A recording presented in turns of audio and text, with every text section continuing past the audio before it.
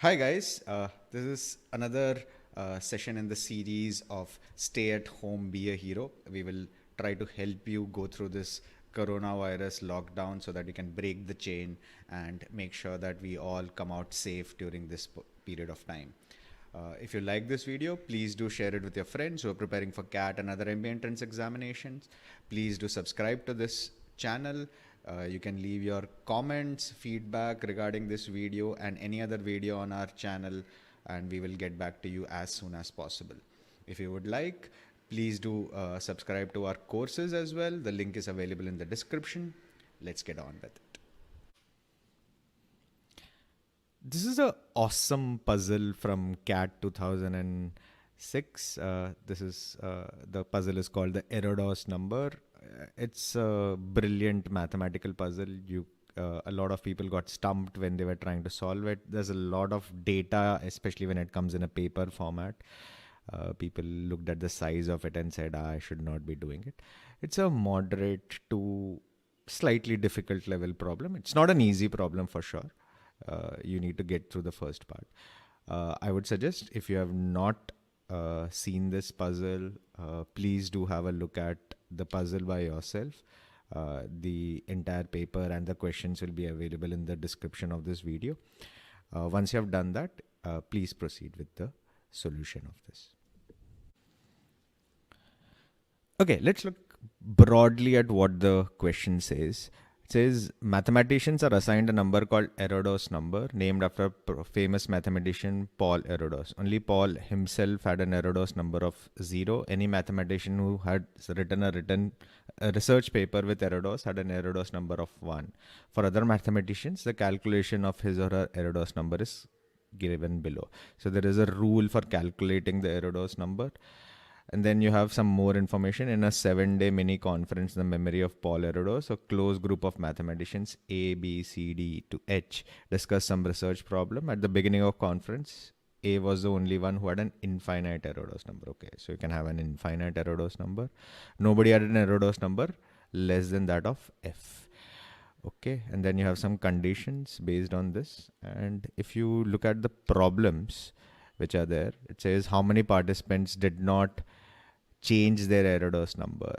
The person having the largest Erodos number at the end of the conference must have been, and how many participants had the same Erodos number of C, Erodos number of E. So we need to figure out what this Erodos number is, and we have to do it for almost all of them, A to H. There are 8 participants.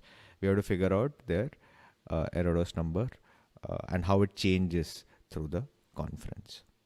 Okay, so let's go through this part. So only Paul Erodos has an Erodos number of 0. So Erodos has a number 0. So everyone is looking at this Erodos number.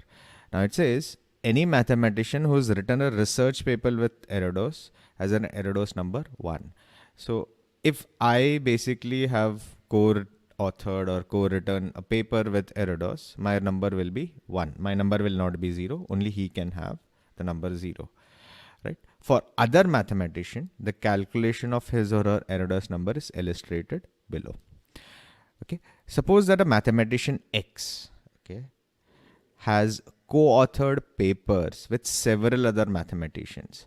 From among them, mathematician Y has the smallest Erodos number. Then the Erodos number of Y, and let the Erodos number of Y be small y. Then X has an Erodos number of Y plus 1. Hence, any mathematician with no co-authorship chain connected to Erodos has an Erodos number infinity. Okay, let's see what this means.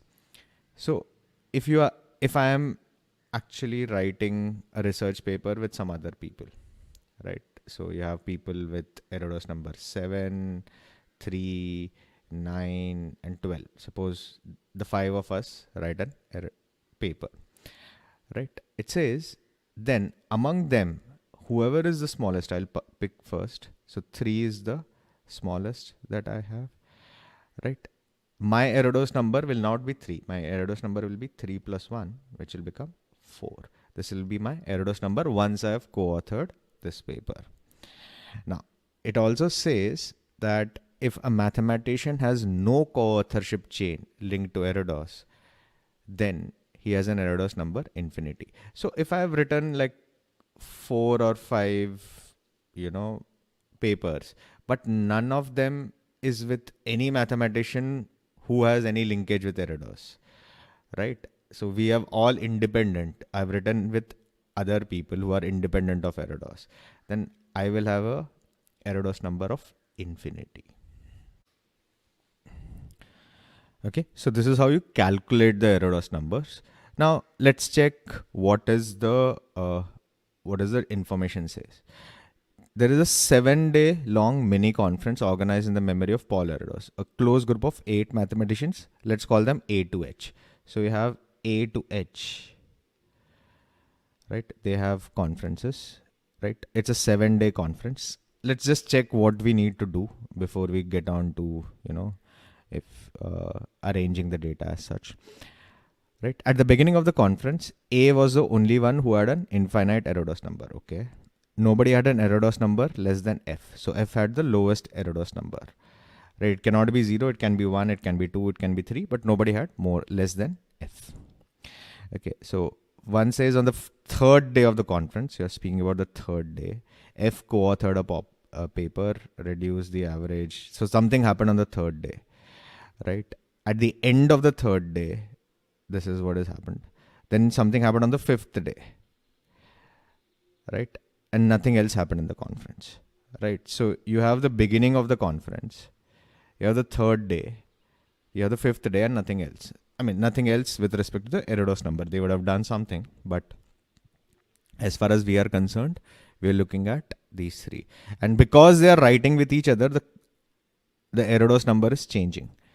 Right? The Erodos number goes below, the Erodos number goes below, and so on. So we need to track the Erodos number throughout these 3 instances across 8 people. Okay, so let's create a table. I've done this part. So you have something at the beginning, you have something at the end of day 3, and something at the end of day 5, because after day 5 nothing else happened as per the process. Okay, so let's fill in the data which is given to us. Right. At the beginning of the conference, A was the only participant who had an infinite Erodos number. So he had an infinite Erodos number. Okay. Nobody else had an Erodos number less than that of F.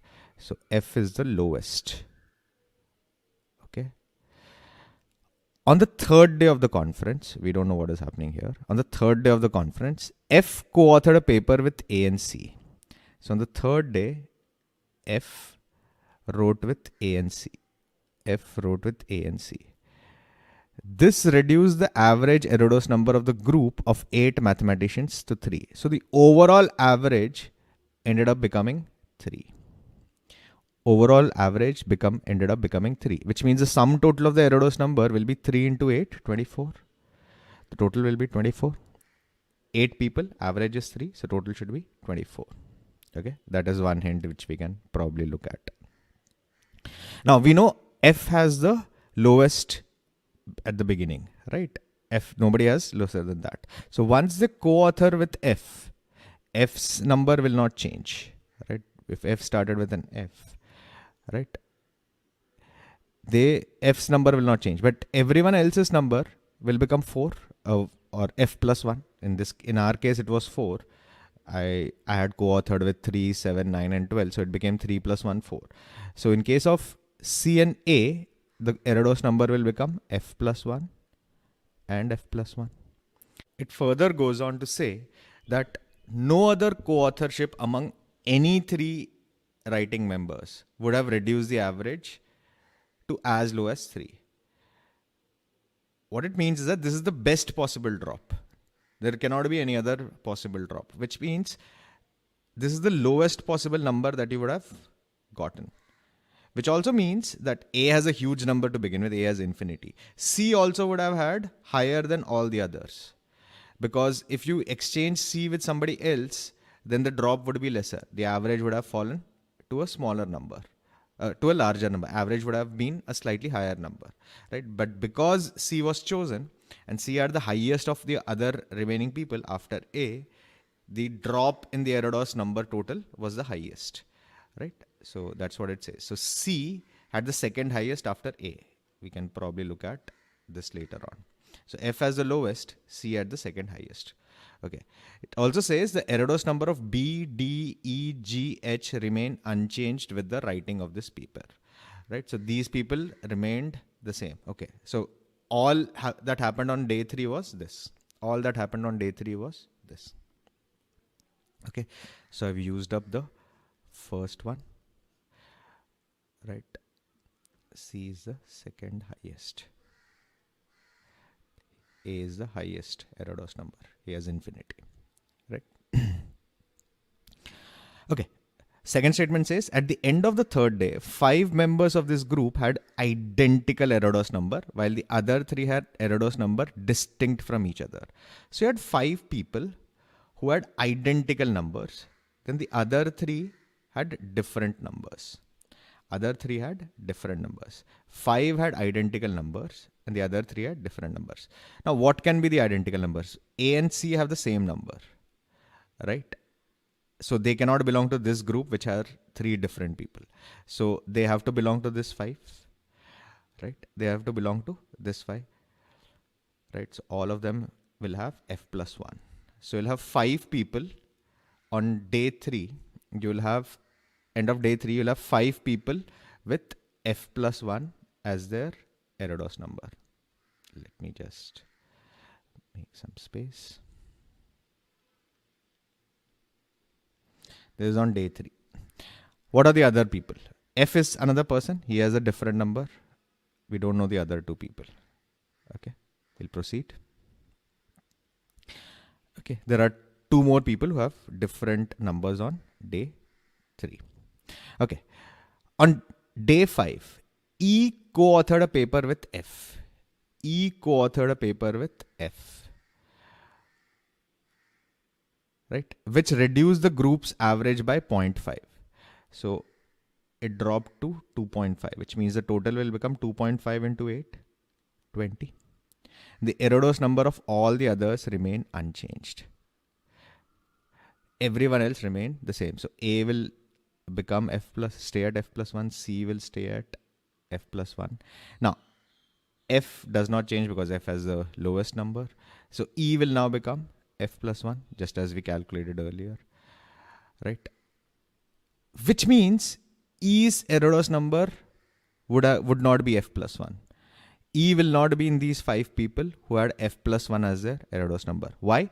Because there is nothing else which is happening on day 5. Everyone else remains the same. But the average has fallen. The only reason that average has fallen is because E's Erodos number has fallen. E's Erodos number has fallen, right? Which means F plus 1 cannot be his Erodos number at the end of day 3. Which means E cannot be in this group of 5 people. E has to be separate from this group of 5 people. Okay, so I would track E separately. So let me write it down.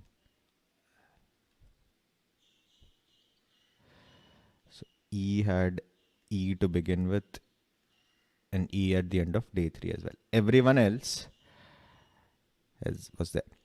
Now what will happen? We know at the end of day 3, there are 5 people with F plus 1, one F who had an F, E who had a different number, and there is another person, let's call it X for the sake of convenience. Okay, so these are the 8 Erodos numbers over here. What is happening? On day 5, F will remain at F. All these 5 people will have the same number, F plus 1. E also now ends up with F plus 1. So there will be 6 people with F plus 1. And there will be 1 person with X. There will be 1 person with X. So if I add up all these Erodos numbers, this will become 20. If I add up all these Erodos numbers, it will be 24. This is my starting point. This is the place to solve and figure out where F, X, and E might be. So I've written this down neatly. Let's subtract one from the other. If I subtract the second equation from first, you will get X will go, F will go. So you'll get minus f plus 1 plus e equals 4. 24 minus 20 is 4. If I rewrite this, e should be equal to f plus 5. E should be equal to f plus 5. But that does not help me solve the solution because you have 2 equations and 3 unknowns. What else do we know? Can we try to solve the second one? If I try to solve the second one, you will get 6 plus 1, 7. 7f plus x. 7f plus x will be equal to this minus x, 14.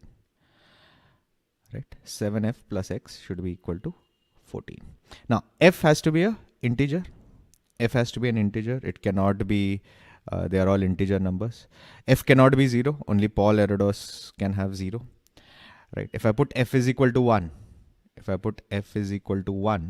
x will become 7. Possible.